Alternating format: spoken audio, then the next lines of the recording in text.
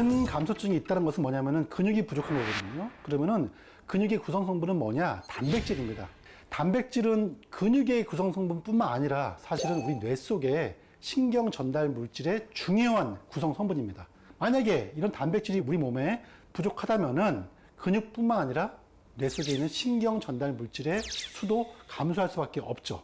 그러면은 서서히 신경 전달 물질이 감소하게 되면은 기억력과 판단력이 감소하는 치매 증상으로 서서히 이동하게 되는 거죠. 실제 한 연구에서도 근감소증이 치매 발병률을 높일 뿐 아니라 인지 기능 저하에도 영향을 미치는 것으로 나타났습니다.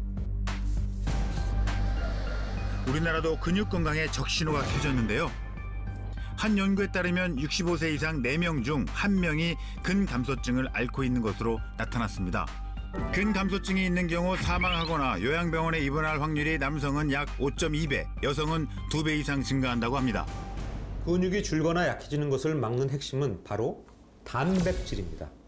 팔다리 근육뿐만이 아니라 위장관, 심장, 혈관과 같은 내부 장기, 하물며 소화액, 면역세포를 구성하는 대부분이 단백질로 이루어져 있기 때문에 단백질을 충분히 섭취하셔야 그만큼의 근육량을 유지하고 건강을 지킬 수 있기 때문입니다.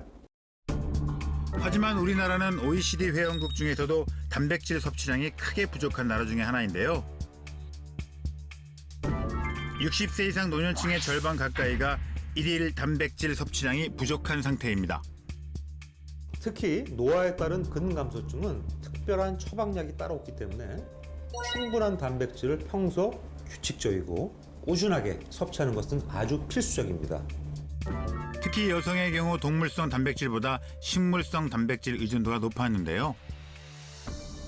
같은 양의 단백질을 먹더라도 어떤 단백질이냐도 중요한데요. 식물성 단백질에 비해서 필수 아미노산 함량이 높은 동물성 단백질은 근육 생성에 더 도움을 주고 또 체내 흡수량 역시 높아서 적은 양으로도 많은 영양과 에너지를 얻을 수가 있습니다.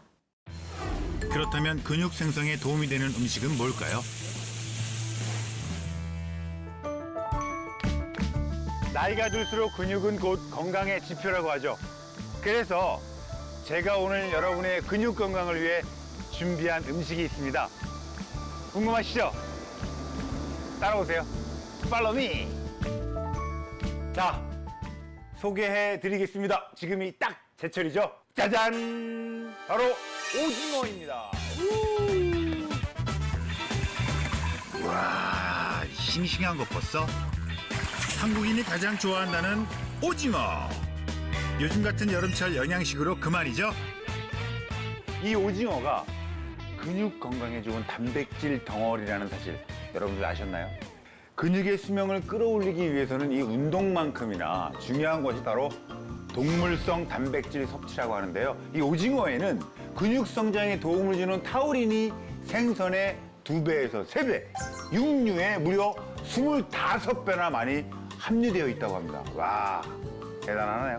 이러니 근육에는 그야말로 최고의 보양식이라는 말이 딱 맞죠? 자, 그럼 이제 제대로 한번 먹어볼까요? 이거, 와. 쫄깃한 식감. 보니까 또 생각나네요. 야, 이거 쫄깃쫄깃한 게 아주 그냥 이거 나중에 밥 볶아 먹으면 예술이겠다. 와.